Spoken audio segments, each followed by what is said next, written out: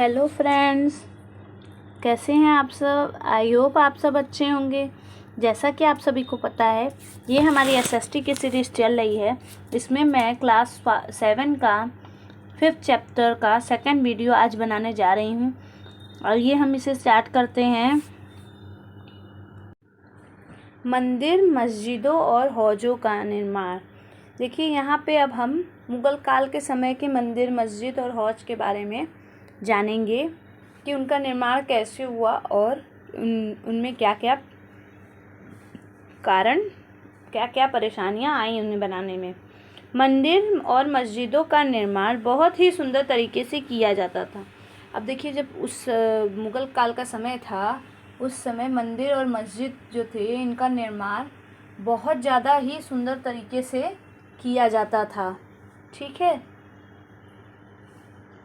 क्योंकि वे उपासना के स्तर होते थे।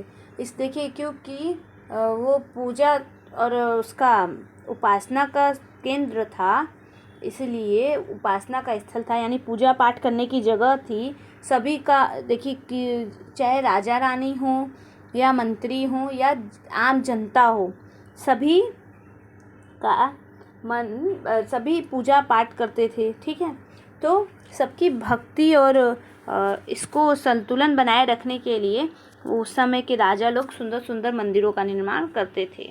वे अपने संरक्षक की शक्ति, धन, वैभव और भक्ति भाव का भी प्रदर्शन करते थे। अब जो देखिए, ये लोग जो संरक्षक की शक्ति, यानी अपने राजा की शक्ति, धन, वैभव, इन सब चीज़ों का, भक्ति भाव, ये सब चीज़ों का प्रदर्शन ये लोग मंदिरों के द्वारा करते थे, सुंदर सुंदर बना के। उदाहरण के लिए राजराजेश्वरी मंदिर को लिया जा सकता है। अब देखिए, जो उदाहरण है, आप देखिए, राजराजेश्वरी मंदिर इतना सुंदर बनाया गया है। एक अभिलेख से हमें इस बात का संकेत मिलता है कि इस मंदिर का निर्माण राजा राजदेव ने अपने देवता राजराजेश्वरम की उपासना हेतु बनवाया था। अब देखिए, वहाँ पे अभिलेख जो है, उससे हमें ये पता चलता है कि यह मंदिर राजा राजदेव ने अपने देवता, यानी अपने भगवान राजराजेश्वरम की उपासना के लिए, यानी उनकी भक्ति में, उनकी पूजा पाठ करने के लिए यह बड़े से मंदिर का निर्माण किया था। ध्यान दें कि राजा और उनके देवता का नाम काफ़ी मिलते जुलते हैं। अब देखिए, इसमें ये ध्यान देने की बात है कि जो राजा है वो और उसके देवता, इन दोनों का नाम बहुत मिलता जुलता है। राजा ने इस तरह का नाम इसलिए रखा क्योंकि यह नाम मंगलकारी था। अब देखिए, जो राजा था उसने ये नाम क्यों रखा था? क्योंकि यह नाम बहुत ही मतलब धार्मिक था, मंगलकारी था उनके लिए। इसमें उन्हें ईश्वर का आशीर्वाद मिलता रहता था। राजा स्वयं को ईश्वर के रूप में दिखाना चाहता था।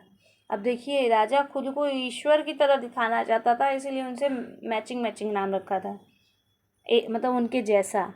धार्मिक अनुष्ठान के जरिए मंदिर में एक देवता राजा देव और दूसरे देवता राजराजेश्वर का सम्मान करता था।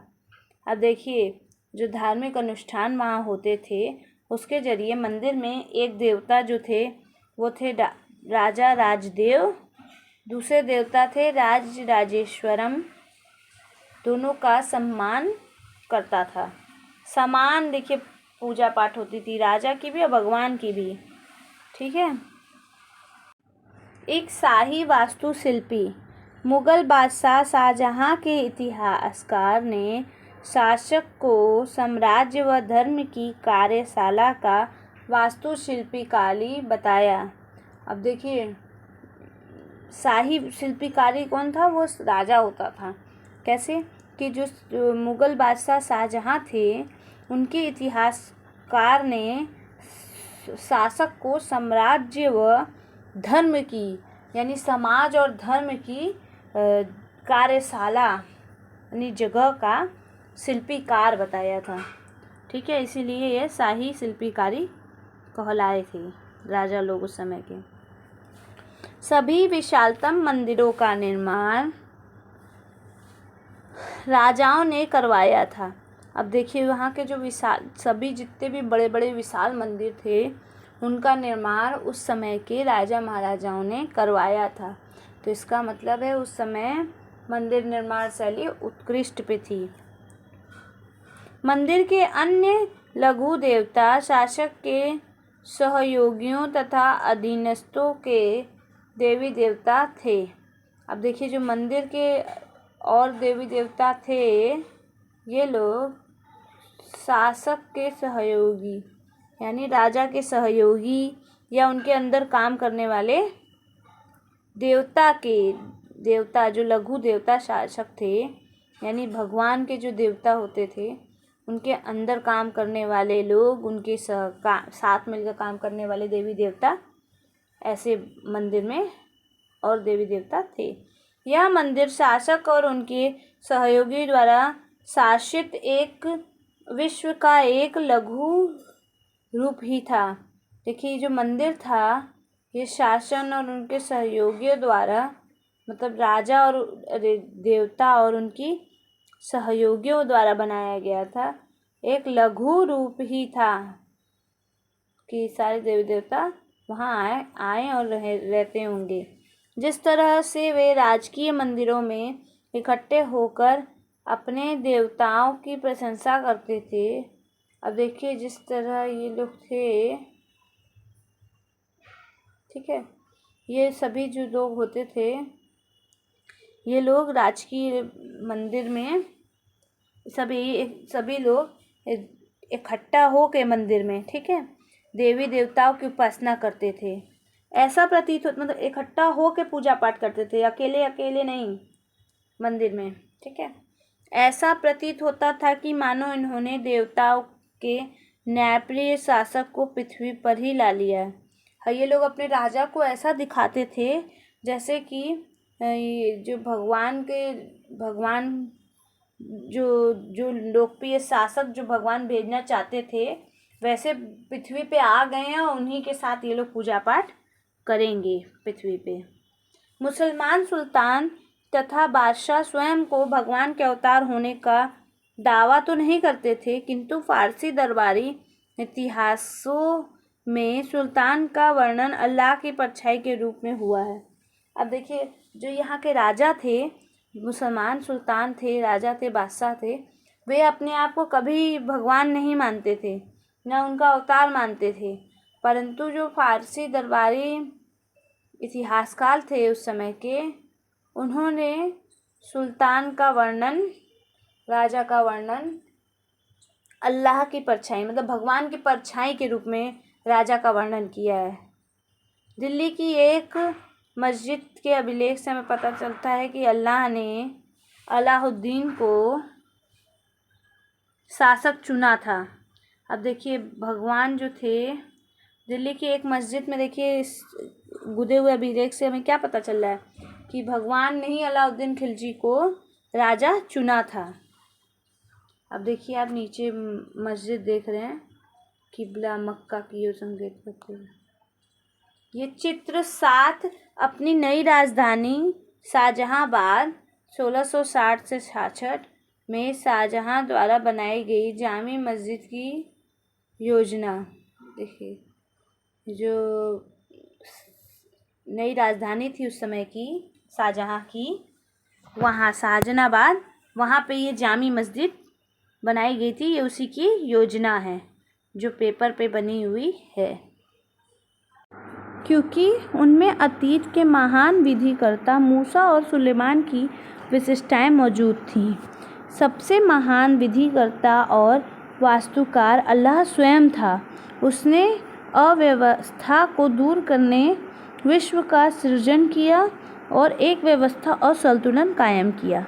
यानी देखिए जो अलाउद्दीन था उसको अतीत के यानी बीते हुए कल के जो 2 शासक थे जिन्हें विधिकर्ता कहा गया है, मूसा और सुलेमान, उनकी विशेषताएं उस अलाउद्दीन में मौजूद थी। हाँ, सबसे महान विधिकर्ता और वास्तुकार कौन था? वो तो स्वयं अल्लाह थे यानी भगवान। तो उसने अव्यवस्था को दूर करने के लिए, अब जो अव्यवस्था फैल गई थी उसको दूर करने के लिए उसने विश्व का सृजन किया। ठीक है, विश्व बनाया उसने। हाँ, एक व्यवस्था और संतुलन भी बनाई, कायम रखी उसने। सत्ता में आने पर प्रत्येक राजवंश के राजा ने अपने शासक में होने वाले अपने नैतिक अधिकार और जोर डाला। देखिए, सत्ता में आने के बाद जो राजा बनता था उस राजवंश का, वो अपने शासक होने का जो नैतिक अधिकार होता था उस पर जोर देता था।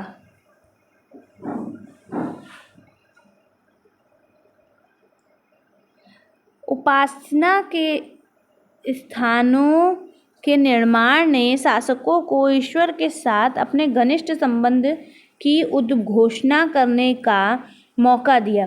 देखिए, उपासना यानी जहाँ पे आप पूजा पाठ करते हैं, भक्ति से, धर्म से जो जुड़ा होता है, जगह होती है, उसे उपासना का केंद्र कहा जाता है। उपासना के उन स्थानों का निर्माण शासकों को ईश्वर के साथ जुड़ने का वहाँ मौका देता है। ठीक है, उनके साथ घनिष्ठ संबंध बनाने का मौका देता है। ऐसी उद्घोषणा तेजी से बदलती राजनीतिक के संबंध में महत्व ग्रहण कर लेती है। अब देखिए, यही जो उद्घोषणा होती है ये राजनीति स्तर पे तेजी से बदलती जाती है और इसका संदर्भ में महत्व ग्रहण कर लेती है। जो महत्व होता है उसे वो ग्रहण कर लेती है, उसे बदल देती है। शासकों ने विद्वान तथा धर्मनिष्ठ व्यक्तियों को भी आश्रय प्रदान किया। अब देखिए, जो शासक होते थे यानी जो राजा लोग होते थे, ये लोग अपने समय में, अपने शासनकाल में विद्वान लोग, धर्मनिष्ठ व्यक्ति यानी जो पूजा पाठ करने वाले व्यक्ति होते थे, साधु संत, ऐसे लोगों को ये लोग आश्रय देते थे। ठीक है, जो विद्वान लोग होते थे उन लोगों को, और अपनी राजधानी नगरों को महत्वपूर्ण सांस्कृतिक केंद्रों के रूप में परिवर्तित करने का भी प्रयास किया था इन लोगों ने। अब देखिए, इन लोग को शरण देते थे, उसके बाद ये लोग अपनी राजधानी में जो राजधानी थी या मुख्य नगर थे इनके राज्य के, उन लोगों को, उन जगहों को ये सांस्कृतिक केंद्र बनाने के लिए बहुत प्रयास करते रहे। इन सबसे उनके शासन और राज्य की ख्याति मिली। अब देखिए, ये सब जो कार्य ये लोग करते रहे धर्म के तरफ, उससे इनके शासन और उनके राज्य को बहुत ख्याति मिली, बहुत प्रसिद्धि मिली।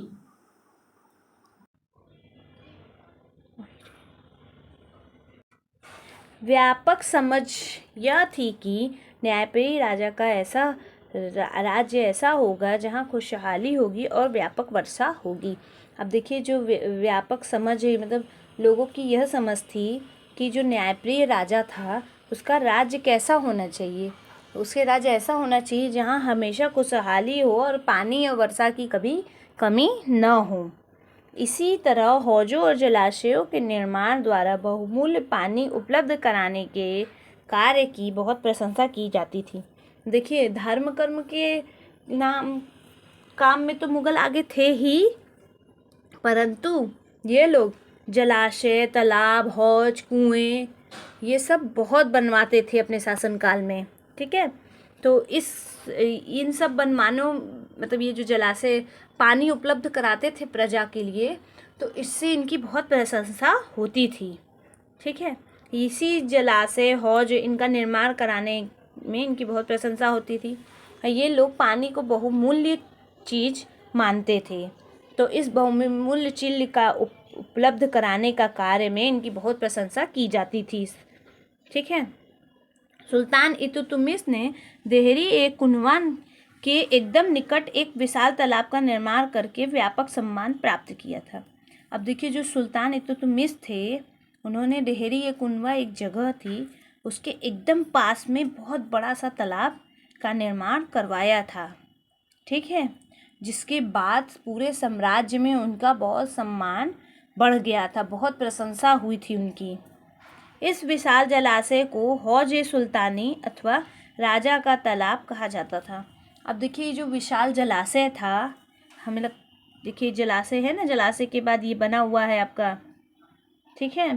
तो इस जलाशय को, ये स्वर्ण मंदिर बना हुआ है, ठीक है।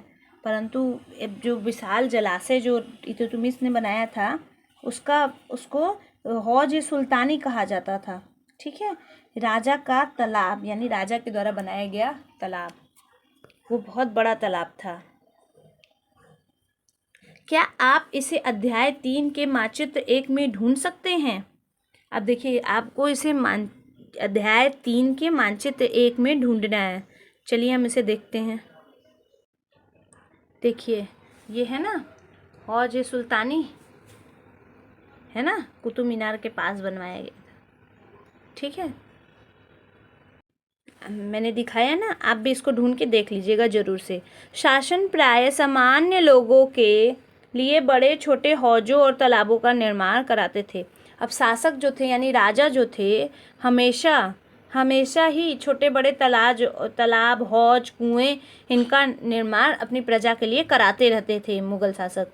कभी कभी वे किसी मंदिर, मस्जिद, चित्र 7 में जामी मस्जिद के छोटे हौज पर ध्यान दें, अथवा गुरुद्वारे, सिख के एकत्रित होने और उपासना के स्थान चित्र 8 का हिस्सा होते थे, ठीक है। यानी देखिए जो मतलब ये लोग कभी कभी मंदिर, मस्जिद और गुरुद्वारे में भी जलाशय, हौज ये सब बनवा देते थे।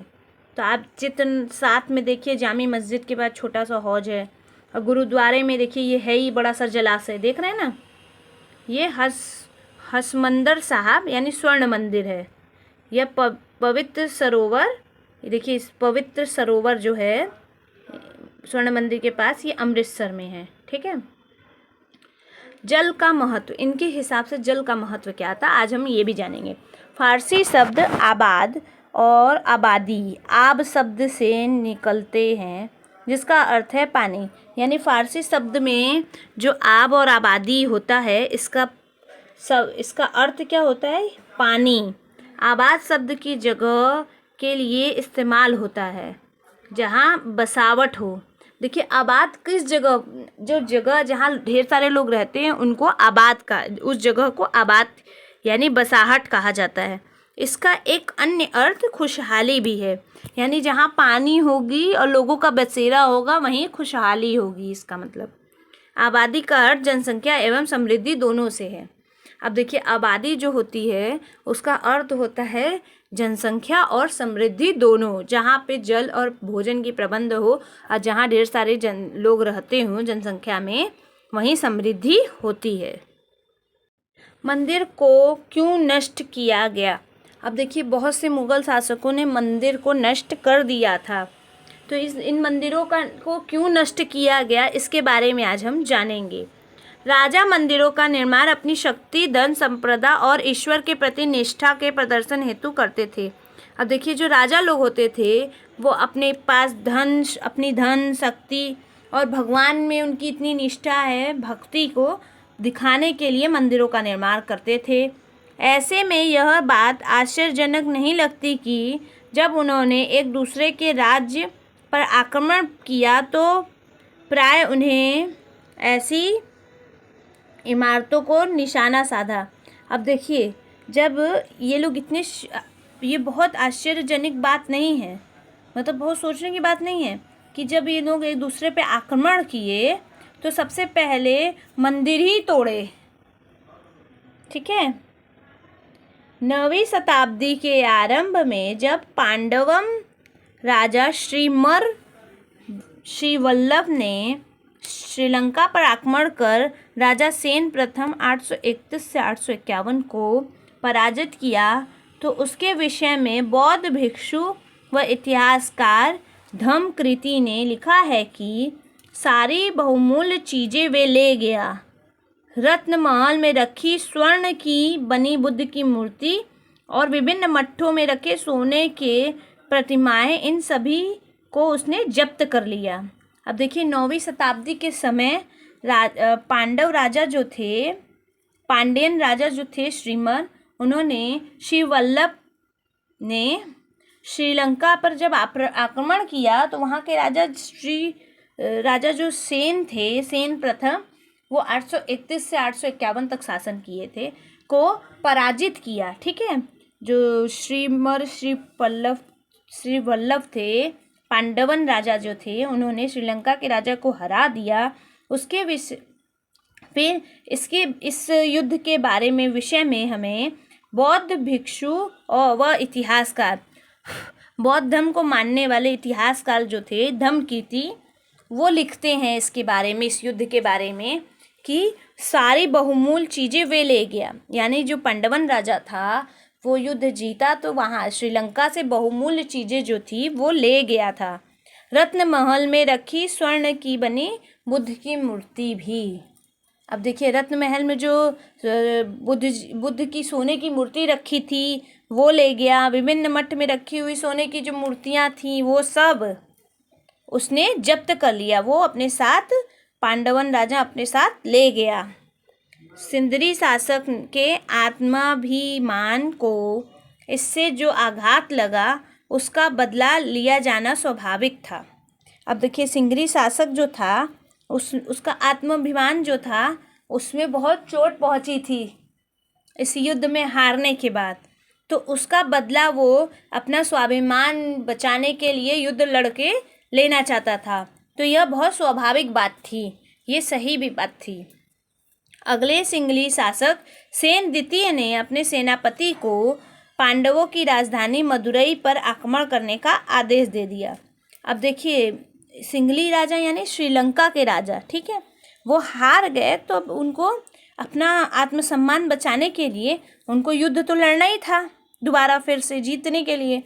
तो अब उनके बेटे जो थे, उस समय के सेनापति थे, वो सेन द्वितीय थे। ठीक है, उन्होंने अपने सेनापति, जब वो राजा बने तो उन्होंने अपने सेनापति को जो पांडव की राजधानी थी मदुरई, उस पर आक्रमण करने का आदेश दे दिया। अब उन्होंने आक्रमण कर दिया उनकी पांडव की राजधानी मदुरई पे। बौद्ध इतिहासकार ने लिखा है कि इस अभियान में बुद्ध की स्वर्ण मूर्ति को ढूंढ निकालने तथा वापस लाने हेतु महत्वपूर्ण प्रयास किए गए। अब देखिए, स्वाभिमान क्यों उनका टूटा कि यहाँ से जो उनकी धार्मिक सहिष्णुता की बात थी, यहाँ देखिए धर्म कर्म की बात थी। अब उनका धर्म बौद्ध उसमें था, ठीक है, बौद्ध धर्म में था। तो जब बुद्ध की मूर्ति वो लोग ले गए तो उनके धर्म को भी आघात पहुंचा था। तो इस युद्ध, दूसरा जो युद्ध होने वाला था, इसका काम सबसे पहले ये था कि ये अभिमान का में बुद्ध की जो मूर्ति थी उसको ढूंढ के निकालना था और वापस ले आना था। यही सबसे महत्वपूर्ण काम था उस समय, ये बुद्ध इतिहासकार ने लिखा है। इसी तरह 11वीं शताब्दी के आरंभ में जब चोल राजा राजेंद्र प्रथम ने अपनी राजधानी में शिव मंदिर का निर्माण कराया तो उसने पराजित शासकों से जब्त की हुई उत्कृष्ट मूर्ति से इसे भर दिया। अब देखिए, जो इसी तरह 11वीं शताब्दी के जो आरंभ में राजा थे चोल वंश के, राजा राजेंद्र प्रथम, उन्होंने अपनी राजधानी में बहुत भव्य शिव मंदिर बनवाया था। ठीक है, तो जब वो जिस राजा को वो हराता था तो वहाँ पे जो सबसे सुंदर और उत्कृष्ट मूर्तियाँ होती थी वो इसी मंदिर में लाके इन मूर्तियों को यहाँ पे भर देता था।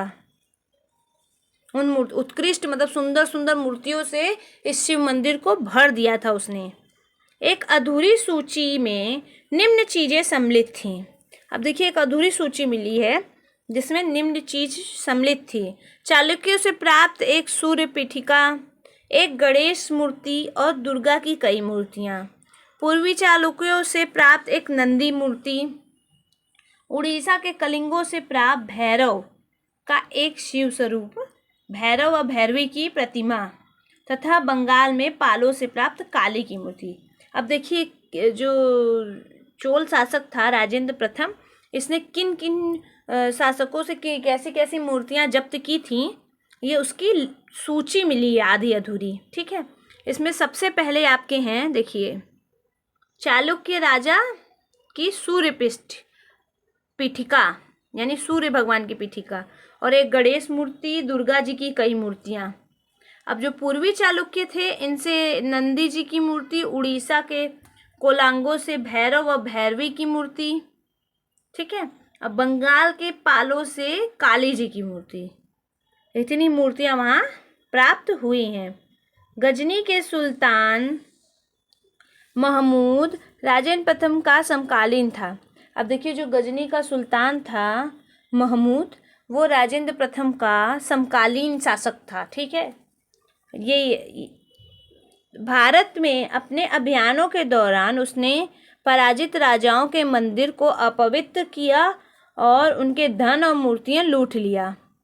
अब देखिए जब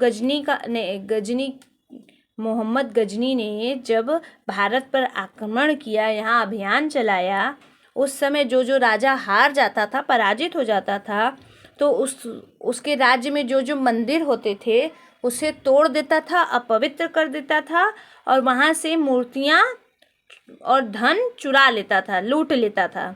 उस समय सुल्तान महमूद को कोई बहुत महत्वपूर्ण शासक नहीं था। अब देखिए जो समय था, उस समय जो सुल्तान महमूद था ये बहुत महत्वपूर्ण शासक नहीं था, फिर भी इतना ये लूटमारी मचा दिया था भारत में। लेकिन मंदिरों को नष्ट करके, खास तौर पे से सोमनाथ का मंदिर, उसने एक महान इस्लामी योद्धा के रूप में श्रेय प्राप्त करने का प्रयास किया था। अब देखिए ये जो सुल्तान महमूद था ये महत्वपूर्ण शासक तो था नहीं, तो फिर भी अपने आप को महत्वपूर्ण सिद्ध करने के लिए उसने मंदिरों को नष्ट किया।